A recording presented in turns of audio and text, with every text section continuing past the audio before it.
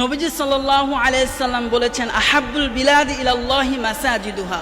পৃথিবীর মধ্যে যতগুলো জায়গা রয়েছে তার মধ্যে উত্তম জায়গা হলো আল্লাহ তাআলার নিকট সবচেয়ে প্রিয় জায়গা হলো মসজিদ, আর সবচাইতে নিকৃষ্টতম জায়গা হলো বাজার।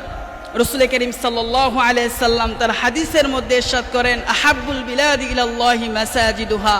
আল্লাহ তাআলার নিকট সবচাইতে উত্তম জায়গা হলো মসজিদ। ওয়া আবগাদুল বিলাদ ইলাল্লাহি আসওয়াকুহা, আর সবচাইতে নিকৃষ্টতম জায়গা হলো বাজার। সুতরাং কেন বাজারকে রাসূল করিম সাল্লাল্লাহু আলাইহি সাল্লাম জানিয়ে দিলেন আমাদেরকে আল্লাহ তাআলার নিকট নিকৃষ্টতম জায়গা? এর কারণ হলো বাজারে গেলে, দোকানে বসলে সেখানে গুনাহ হয়, শিকায়েত হয়, সমালোচনা হয়, গুনার আসবাব সেখানে বেশি।